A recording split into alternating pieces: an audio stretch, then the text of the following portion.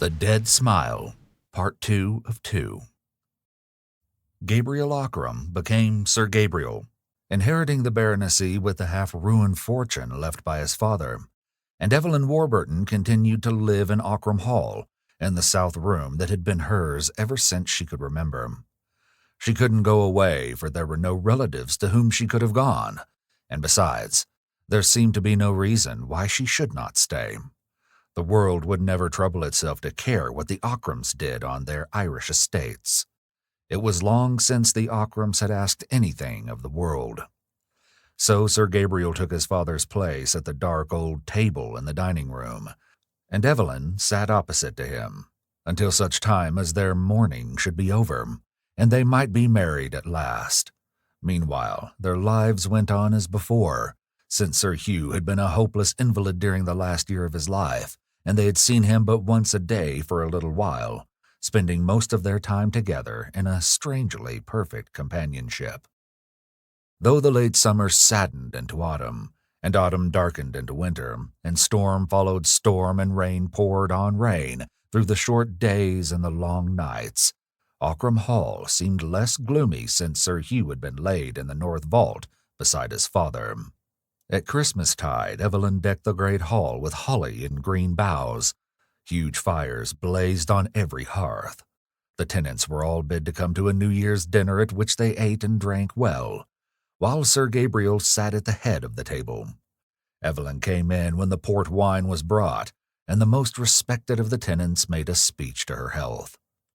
When the speechmaker said it had been a long time since there had been a Lady Ockram, Sir Gabriel shaded his eyes with his hand and looked down at the table.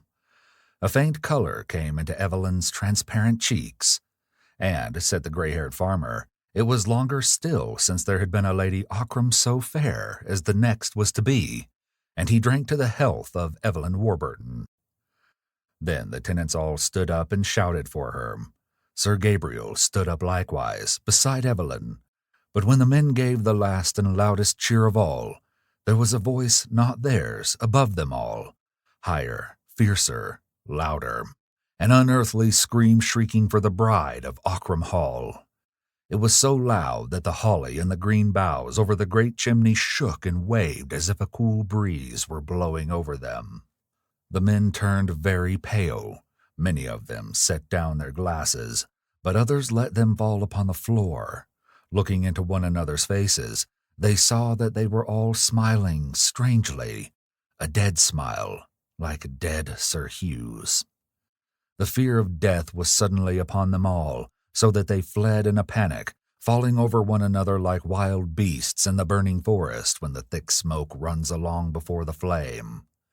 Tables were overturned, drinking glasses and bottles were broken in heaps, and dark red wine crawled like blood upon the polished floor. Sir Gabriel and Evelyn were left standing alone at the head of the table before the wreck of their feast, not daring to turn to look at one another, for each knew that the other smiled.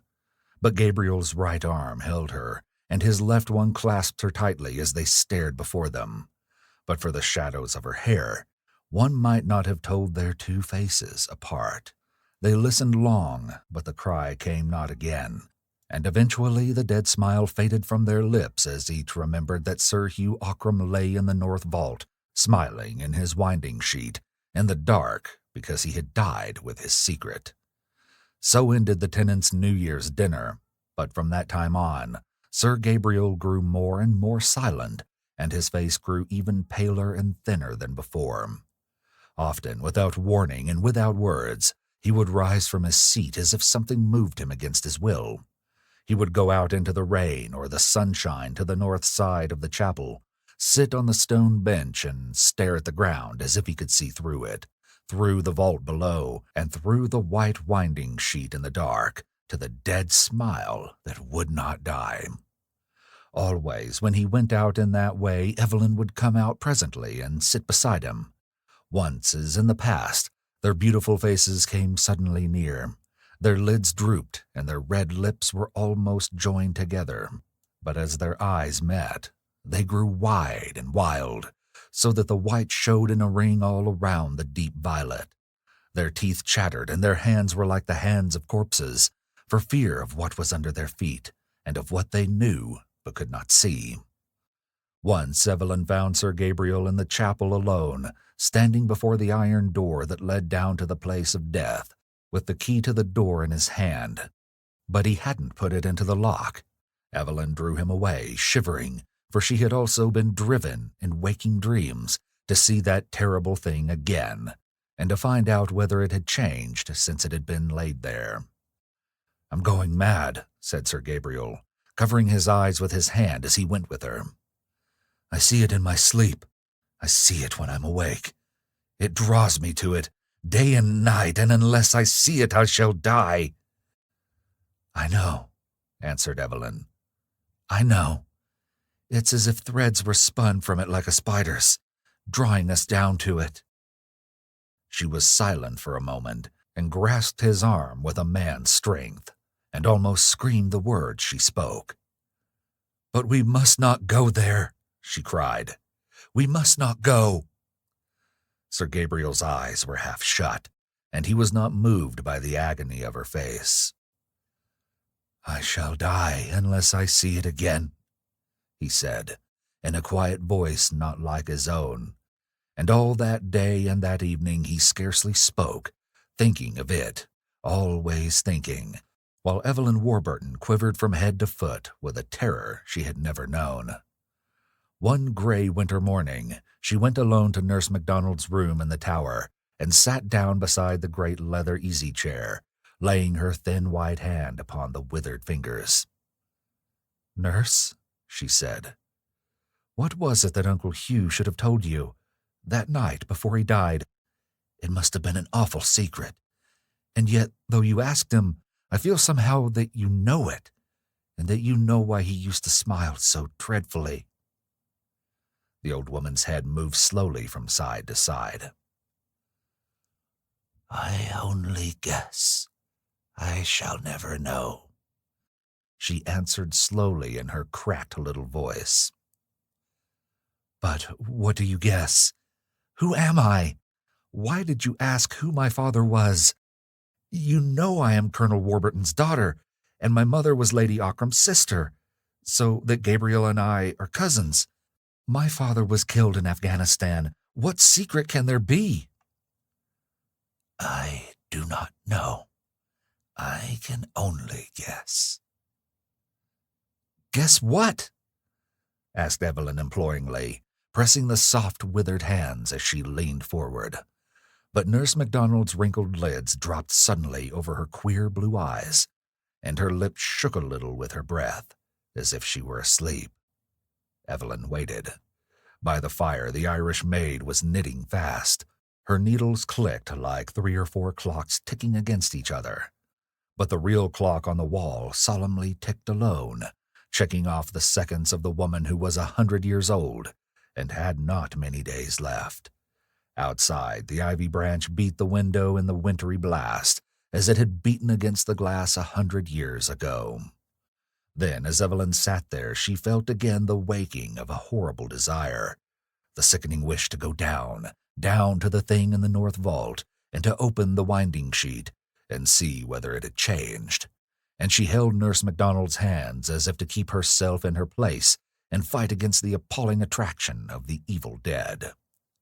But the old cat that kept Nurse MacDonald's feet warm, lying always on the footstool, got up and stretched itself and looked up into Evelyn's eyes, while its back arched, and its tail thickened and bristled, and its ugly pink lips drew back in a devilish grin, showing its sharp teeth. Evelyn stared at it, half fascinated by its ugliness. Then the creature suddenly put out one paw with all its claws spread, and spat at the girl. All at once the grinning cat was like the smiling corpse far down below. Evelyn shivered down to her small feet and covered her face with her free hand, lest Nurse MacDonald should wake and see the dead smile there, for she could feel it. The old woman had already opened her eyes again, and she touched her cat with the end of her crutch-stick, whereupon its back went down and its tail shrunk, and it sidled back to its place on the footstool. But its yellow eyes looked up sideways at Evelyn between the slits of its lids. "What is it that you guess, nurse?" asked the young girl again. "A bad thing, a wicked thing, but I dare not tell you, lest it might not be true, and the very thought should blast your life. For if I guess right, he meant that you should not know, and that you two should marry and pay for his old sin with your souls." "He used to tell us that we ought not to marry." "Yes, he told you that, perhaps. But it was as if a man put poison of meat before a starving beast, and said, 'Do not eat,' but never raised his hand to take the meat away.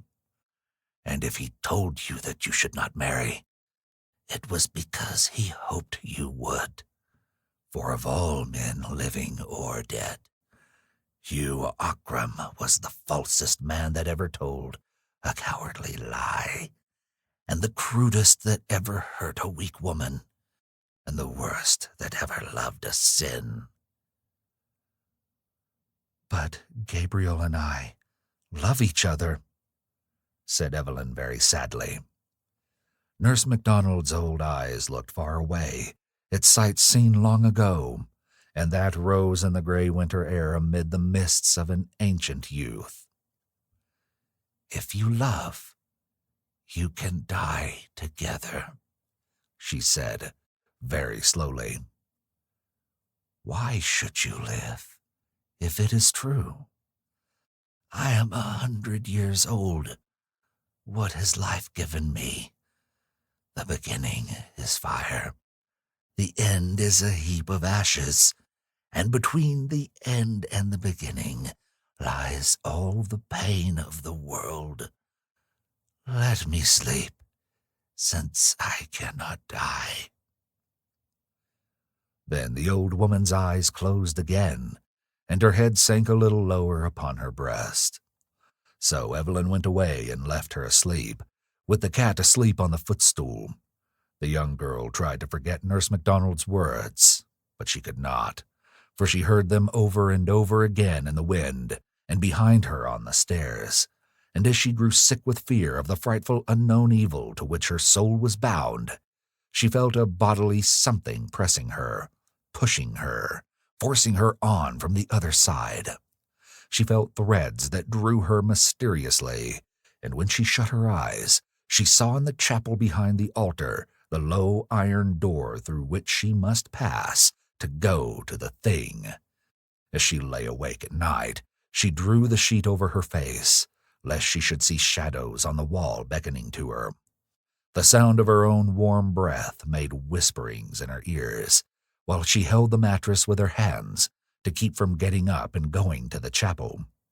It would have been easier if there had not been a way thither through the library, by a door which was never locked. It would be fearfully easy to take her candle and go softly through the sleeping house. The key of the vault lay under the altar behind a stone that turned. She knew that little secret. She could go alone and see. But when she thought of it, she felt her hair rise on her head. She shivered so that the bed shook. Then the horror went through her in a cold thrill that was agony again, like a myriad of icy needles boring into her nerves. The old clock in Nurse MacDonald's tower struck midnight. From her room she could hear the creaking chains and weights in their box in the corner of the staircase, and the jarring of the rusty lever that lifted the hammer. She had heard it all her life. It struck 11 strokes clearly, and then came the 12th with a dull half-stroke, as though the hammer were too weary to go on and had fallen asleep against the bell. The old cat got up from the footstool and stretched itself. Nurse MacDonald opened her ancient eyes and looked slowly around the room by the dim light of the night lamp. She touched her cat with her crutch stick, and it lay down upon her feet. She drank a few drops from her cup and went to sleep again. But downstairs Sir Gabriel sat straight up as the clock struck, for he had dreamed a fearful dream of horror, and his heart stood still. He awoke at its stopping, and it beat again furiously with his breath, like a wild thing set free.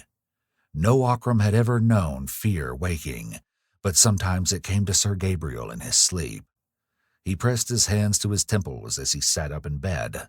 His hands were icy cold, but his head was hot.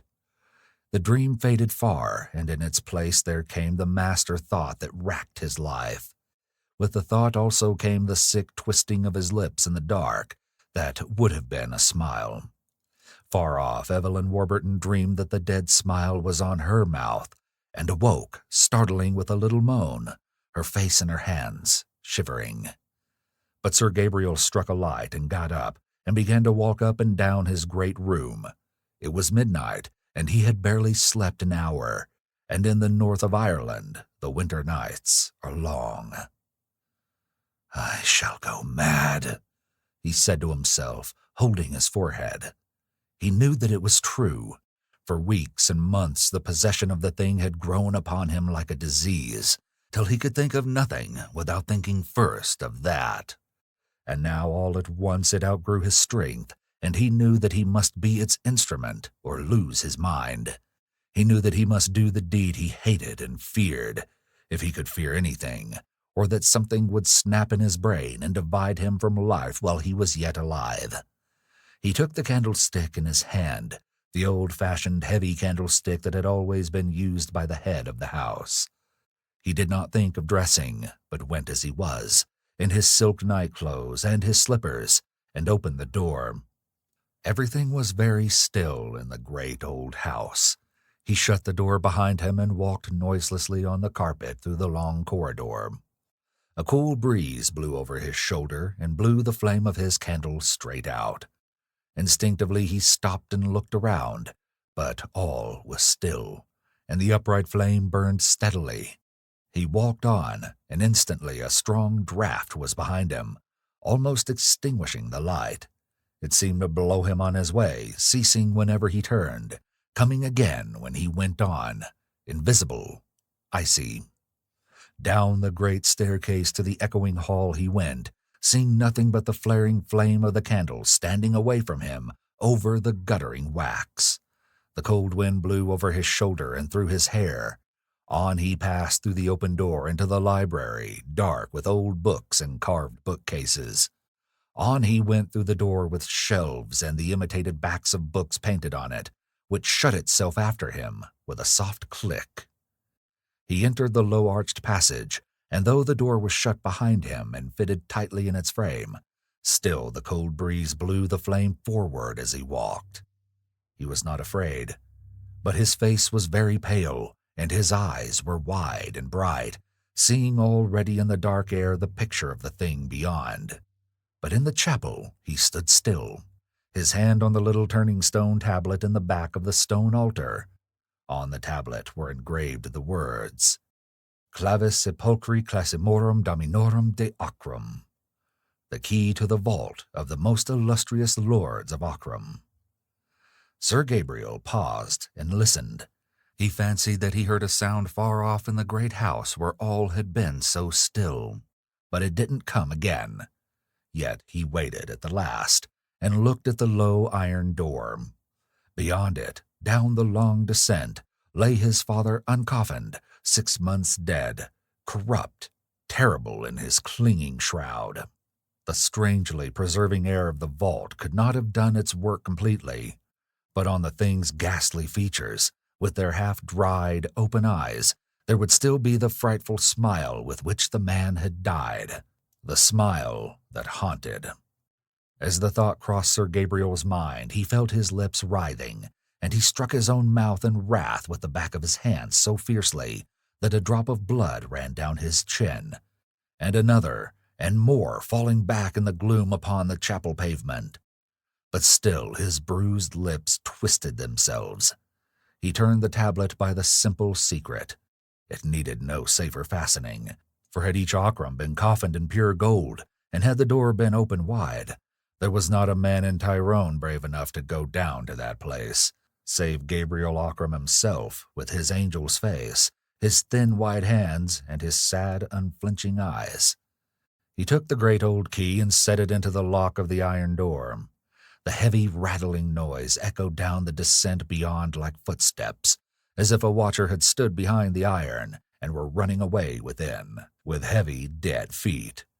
And though he was still standing, the cool wind was from behind him and blew the flame of the candle against the iron panel.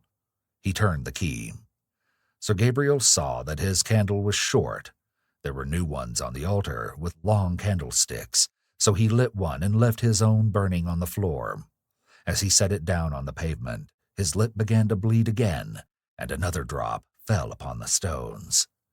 He drew the iron door open and pushed it back against the chapel wall so that it should not shut of itself while he was within. And the horrible draught of the sepulchre came up out of the depths in his face, foul and dark.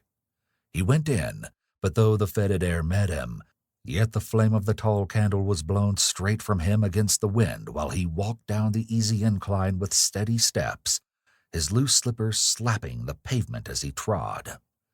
He shaded the candle with his hand, and his fingers seemed to be made of wax and blood as the light shone through them. And in spite of him, the unearthly draught forced the flame forward, till it was blue over the black wick, and it seemed as if it must go out. But he went straight on with shining eyes. The downward passage was wide, and he couldn't always see the walls by the struggling light, but he knew when he was in the place of death by the larger, drearier echo of his steps in the greater space, and by the sensation of a distant blank wall. He stood still, almost enclosing the flame of the candle in the hollow of his hand. He could see a little, for his eyes were growing used to the gloom. Shadowy forms were outlined in the dimness, where the biers of the Ockrams stood crowded together, side by side, each with its straight, shrouded corpse, strangely preserved by the dry air, like the empty shell that the locust sheds in summer. And a few steps before him he saw clearly the dark shape of headless Sir Vernon's iron coffin. And he knew that nearest to it lay the thing he sought. He was as brave as any of those dead men had been. They were his father's, and he knew that sooner or later he should lie there himself, beside Sir Hugh, slowly drying to a parchment shell. But as yet he was still alive. He closed his eyes a moment as 3 great drops stood on his forehead. Then he looked again, and by the whiteness of the winding sheet he knew his father's corpse, for all the others were brown with age, and moreover the flame of the candle was blown toward it.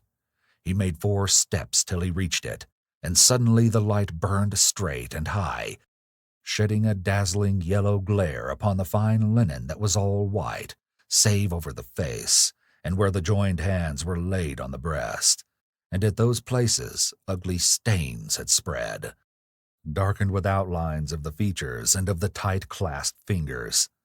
There was a frightful stench of drying death. As Sir Gabriel looked down, something stirred behind him, softly at first, then more noisily, and something fell to the stone floor with a dull thud and rolled up to his feet. He started back and saw a withered head lying almost face upward on the pavement, grinning at him. He felt the cold sweat standing on his face, and his heart beat painfully. For the first time in all his life, that evil thing which men call fear was getting hold of him, checking his heartstrings as a cruel driver checks a quivering horse, clawing at his backbone with icy hands, lifting his hair with freezing breath, climbing up and gathering in his midriff with leaden weight. Yet he bit his lip and bent down, holding the candle in one hand, to lift the shroud back from the head of the corpse with the other. Slowly he lifted it. It clove to the half-dried skin of the face, and his hand shook as if someone had struck him on the elbow. But half in fear and half in anger at himself, he pulled it, so that it came away with a little ripping sound. He caught his breath as he held it, not yet throwing it back, and not yet looking. The horror was working in him, and he felt that old Vernon Ockram was standing up in his iron coffin, headless, yet watching him with the stump of his severed neck. While he held his breath, he felt the dead smile twisting his lips. In sudden wrath at his own misery, he tossed the death-stained linen backward, and looked at last. He ground his teeth, lest he should shriek aloud. there it was, the thing that haunted him, that haunted Evelyn Warburton, that was like a blight on all that came near him. The dead face was blotched with dark stains, and the thin gray hair was matted about the discolored forehead. The sunken lids were half open, and the candlelight gleamed on something foul where the toad eyes had lived. But yet the dead thing smiled, as it had smiled in life. The ghastly lips were parted and drawn wide and tight upon the wolfish teeth, cursing still, and still defying hell to do its worst, defying, cursing, and always and forever smiling alone in the dark. Sir Gabriel opened the sheet where the hands were. The blackened, withered fingers were closed upon something stained and mottled. Shivering from head to foot, but fighting like a man in agony for his life, he tried to take the package from the dead man's hold. But as he pulled at it, the claw-like fingers seemed to close more tightly. When he pulled harder, the shrunken hands and arms rose from the corpse with a horrible look of life following his motion. Then, as he wrenched the sealed packet loose at last, the hands fell back into their place, still folded. He set down the candle on the edge of the bier to break the seals from the stout paper. Kneeling on one knee to get a better light, he read what was within, written long ago in Sir Hugh's queer hand. He was no longer afraid. He read how Sir Hugh had written it all down that it might perchance be a witness of evil and of his hatred. He had written how he had loved Evelyn Warburton, his wife's sister, and how his wife had died of a broken heart with his curse upon her. He wrote how Warburton and he had fought side by side in Afghanistan, and Warburton had fallen. But Ockram had brought his comrade's wife back a full year later, and little Evelyn, her child, had been born in Ockram Hall. And he wrote how he had wearied of the mother, and she had died like her sister with his curse on her, and how Evelyn had been brought up as his niece, and how he had trusted that his son Gabriel and his daughter, innocent and unknowing, might love and marry, and the souls of the women he had betrayed might suffer yet another anguish before eternity was out. And, last of all, he hoped that someday, when nothing could be undone, the two might find his writing and live on as man and wife, not daring to tell the truth for their children's sake and the world's word. This he read, kneeling beside the corpse in the north vault by the light of the altar candle. He had read it all, and then he thanked God aloud that he had found the secret in time. When he finally rose to his feet and looked down at the dead face, it had changed. The smile was gone from it. The jaw had fallen a little, and the tired, dead lips were relaxed. And then there was a breath behind him and close to him, not cold like that which had blown the flame of the candle as he came, but warm and human. He turned suddenly. There she stood, all in white, with her shadowy golden hair. She had risen from her bed and had followed him noiselessly. When she found him reading, she read over his shoulder. He started violently when he saw her, for his nerves were unstrung. Then he cried out her name in that still place of death. "Evelyn!" "My brother," she answered softly and tenderly, putting out both hands to meet his. Thank you for listening to the Dark Volumes podcast. Please spread the word. Madness does love company, and we'll talk again soon.